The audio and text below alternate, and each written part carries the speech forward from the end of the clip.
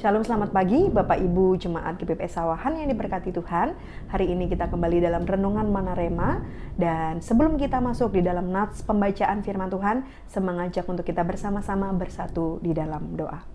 Kami bersyukur buat hari baru yang Tuhan limpahkan bagi kami, menjadi satu anugerah yang besar. Dalam pimpinan Tuhan kami boleh melewati hari baru ini. Izinkan setiap kami boleh menemukan makna dalam firman Tuhan, supaya boleh menuntun kami sepanjang hari ini di dalam rencana dan kehendak Tuhan. Di dalam nama Tuhan Yesus, haleluya, amin. Bapak Ibu, renungan pagi hari ini saya akan berikan judul Mengenal Yesus Sang Hamba Tuhan. Dan nats pembacaan firman Tuhan hari ini terdapat di dalam Matius pasal yang ke-12, ayat yang ke-15 sampai dengan ke-17. Yesus hamba Tuhan. Yesus mengetahui hal itu lalu menyingkir dari sana. Banyak orang mengikuti dia dan ia menyembuhkan mereka semua.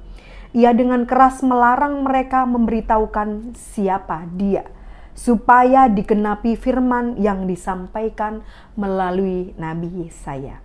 Bapak Ibu, Alkitab yang saya baca adalah terjemahan baru edisi yang kedua. Terpujilah nama Tuhan hari ini Bapak Ibu. Saya seringkali melihat timeline atau beranda-beranda di media sosial.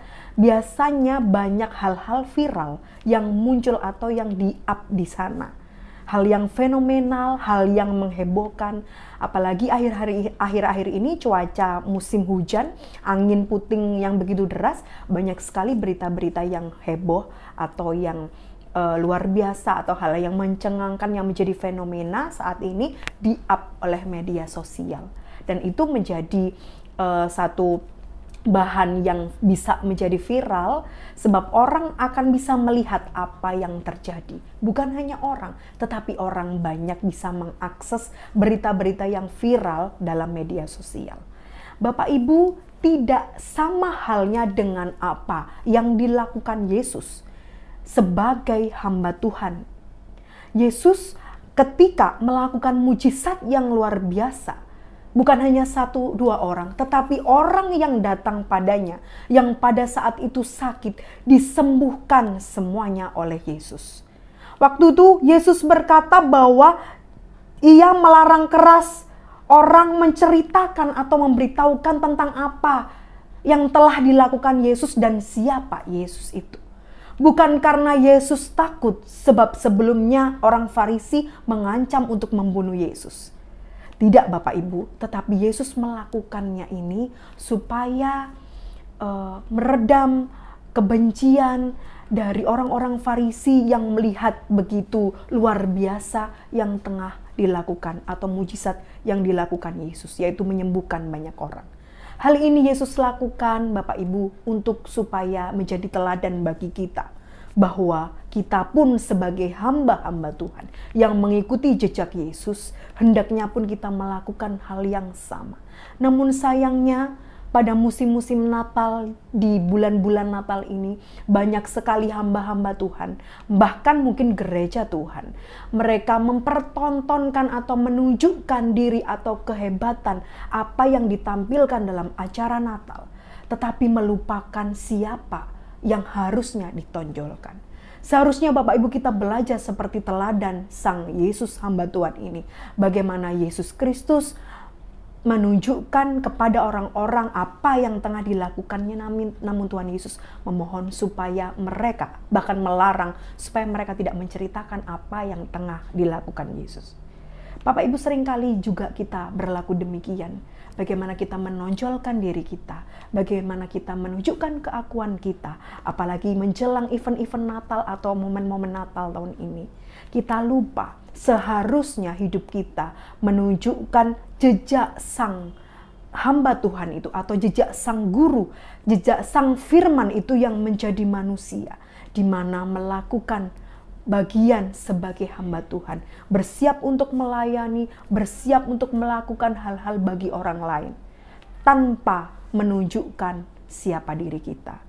Beberapa akhir-akhir ini banyak bahkan hamba-hamba Tuhan terkenal, hamba-hamba Tuhan ternama, menunjukkan bagaimana kehebatannya dalam melayani Tuhan, menunjukkan bagaimana banyak mujizat-mujizat yang sudah diperbuatnya, bahkan banyak diakses di berbagai media sosial.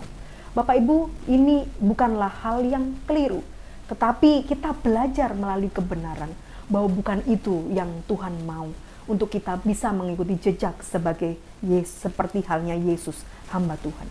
Yaitu kita menunjukkan bahwa di dalam hidup kita, di dalam diri kita, ada jejak sang hamba Tuhan yang patut diteladani.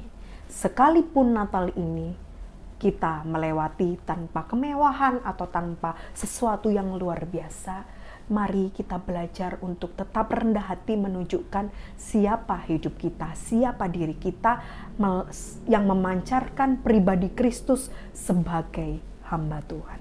Bapak Ibu, kiranya kita belajar tetap rendah hati seperti halnya Yesus sebagai seorang hamba Tuhan di dalam momen-momen Natal ini, supaya kita boleh menunjukkan kepada setiap orang dan menjadi berkat melalui hidup kita, bagaimana hidup kita menunjukkan pribadi Sang Firman yang menjadi manusia. Tuhan Yesus memberkati Bapak Ibu sekalian. Mari kita berdoa.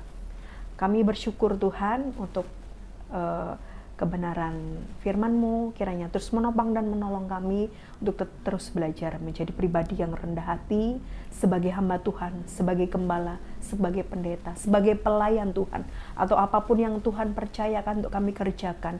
Kiranya kami terus memiliki kerendahan hati di dalam melayani-Mu. Tuhan terus menopang dan menolong setiap umat-Mu dan terus menguatkan mereka, memberikan kesanggupan untuk mereka melakukan bagian kebenaran firman Tuhan.